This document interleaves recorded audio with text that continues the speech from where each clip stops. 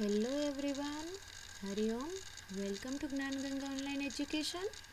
સો friends, last time આપણે સ્ટોરીમાં જોયું હતું કે રામન જે છે એ સાધુ સાથે ટ્રીક કરે છે, યુક્તિ લગાવે છે અને તે સાધુના દાઢીનો વાળ ખેંચી અને ટોળા વચ્ચે એમ બોલે છે કે આ તો ડાયરેક્ટ સ્વર્ગ પહોંચાડવાની ચાવી છે. તો બધા જ વિલેજર્સ આમ ક્રેઝી થઈ જાય છે અને આમ આતુર થઈ જાય છે કે વાહ, મારે પણ સ્વર્ગ જવું છે. એટલે બધા સાધુ ઉપર આમ તૂટી પડે છે. શેના માટે? તો કે એનો દાઢીના. તો વિલેજર 2 એમ કહે છે કે ભાઈ, હું પણ અમીર બનવાના બદલે સ્વર્ગ જવાનું વધારે પસંદ કરીશ, તો પ્લીઝ મને એક વાળ તમારો ખેંચવા દો. સાધુ પોતાનું રક્ષણ તો ખૂબ કરે છે, પણ જે વિલેજર છે એ વાળ ખેંચી લે છે અને ફરીથી સાધુના મોઢામાંથી તે દુખાવાની રાડ નીકળી પડે છે. આઉચ એમ. તો વિલેજર 3 કહે છે 1 for me too. વિલેજર 3 કહે છે કે ભાઈ, એક વાળ તો મારા માટે. પણ બધા જ વિલેજર એવું કહેવા લાગે છે. પીપલ ક્રાઉડ અરાઉન્ડ ધ સાધુ. બધા જે માણસો જે છે એ આમ ટોળું વળી અને સાધુની આજુબાજુ ઊભા રહી ગયા. એન્ડ સ્ક્રીમ લાઉડલી, અને જોર જોરથી રાડું પાડવા માંડ્યા કે મારે પણ ચાવી જોઈએ, મારે પણ સ્વર્ગની ટિકિટ જોઈએ એમ. રામને કહ્યું, my lord, please do not say no to your followers.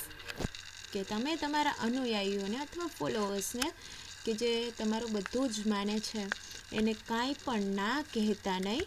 Give them a key to heaven. તેને સ્વર્ગની ચાવી આપી દો.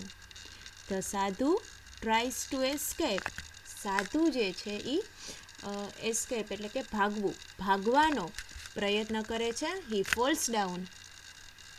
તે પડી જાય છે. ઝડપથી ભાગવાનો પ્રયત્ન કરે છે પણ એ પડી જાય છે. પીપલ રન આફ્ટર હિમ.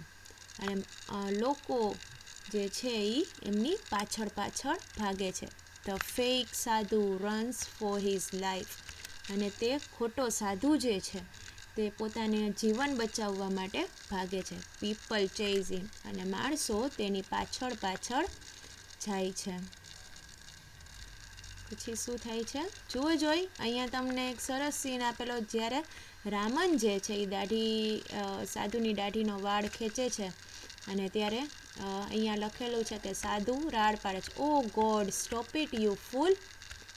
મૂર્ખ, તું આવું ન કર. આગળ સ્ટોરી જોઈએ આપણે કે પછી શું થાય છે.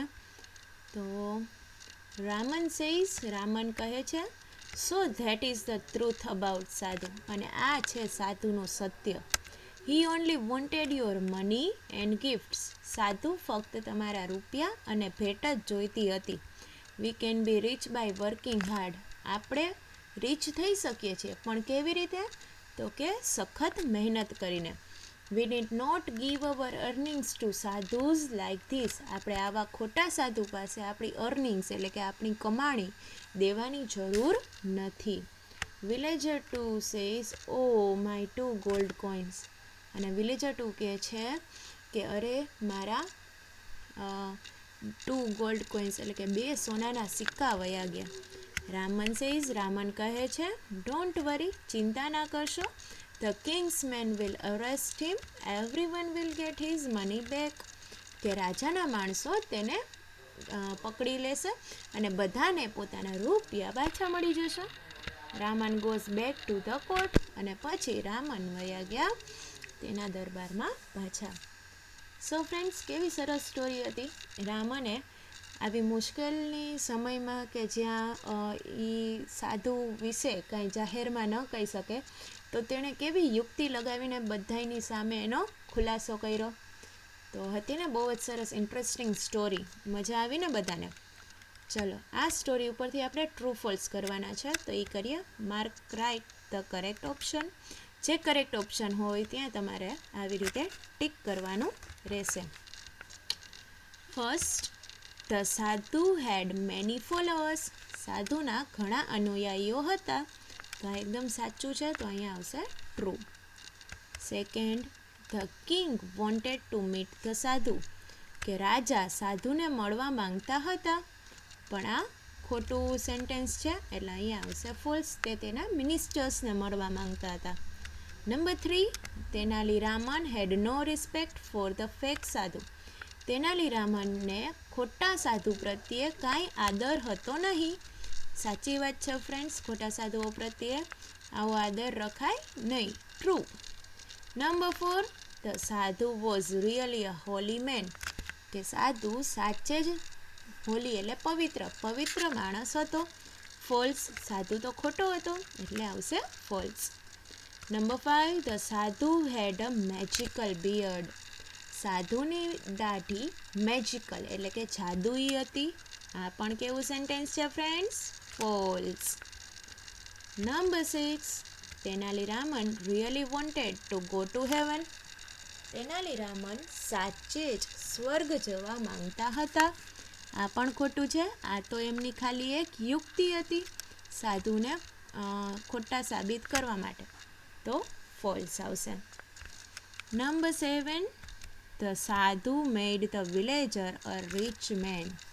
સાધુએ તે વિલેજરને રિચ મેન એટલે કે પૈસાદાર વ્યક્તિ બનાવી નાખ્યો. આ વાક્ય પણ કેવું છે? False. Number 8, the king કેર્ડ for his people. કે રાજાને તેના માણસોની ચિંતા હતી. આ વાક્ય એકદમ સાચું છે. તો જ તે તેનાલીરામનને સાધુ વિશે તપાસ કરવા મોકલે. બરાબર? તો અહીંયા આવશે true. Number 9, good sadhus always accept money for their service. કે છે કે સારા સાધુ હંમેશા તેમની સેવા માટે રૂપિયા લે છે. તો આ વાક્ય છે ખોટું. જે સાધુ સાચા હોય તેને તો રૂપિયાની જરૂર જ ન હોય, તો એ કોઈની પાસેથી રૂપિયા લે નહીં. તો અહીંયા આવશે false. Number 10, the king trusted Tenalirama. રાજાને તેનાલીરામા પર ખૂબ ભરોસો હતો. તો આ તો એકદમ સાચું છે. તો અહીંયા આવશે true. Number 11, will you go to a sadhu to get good marks in exam. ચલો ફ્રેન્ડ્સ, આ પ્રશ્ન તમારા માટે છે કે શું તમે આવા એક સાધુ પાસે જાઓ, એવી પ્રાર્થના કરો એમને કે મને પરીક્ષામાં ખૂબ સારા માર્ક આવી જાય. શું જવું જોઈએ તમારે? વિચારો. ઓફકોર્સ ફ્રેન્ડ્સ, ન જવું જોઈએ. જેમ કોઈ માણસ જે છે એ સખત મહેનત કરીને પૈસાદાર બની શકે ને, એવી જ રીતે કોઈ પણ વિદ્યાર્થી સખત મહેનત કરીને પરીક્ષામાં ખૂબ સારા માર્ક મેળવી શકે છે. એના માટે એને સાધુ પાસે જવાની જરૂર નથી. બરાબર ને ફ્રેન્ડ્સ? ઓકે ફ્રેન્ડ્સ, તો સ્ટોરી પણ પૂરી થઈ ગઈ અને ટ્રુ ફોલ્સ પણ અહીંયા કમ્પ્લીટ થઈ ગયા. તો આ ટ્રુ ફોલ્સ તમારે તમારી બુકમાં લખવાના છે અને એની સામે જે સાચો જવાબ હોય ફક્ત એ જ લખવાનો રહેશે. Okay friends, that's it four today. Thank you very much. Hariom. Video ગમે તો જરૂરથી તેને લાઈક કરજો અને હોમવર્ક થઈ જાય તો તેનો ફોટો પાડી તમારે સ્કૂલના નંબર પર મોકલી આપવાનો રહેશે.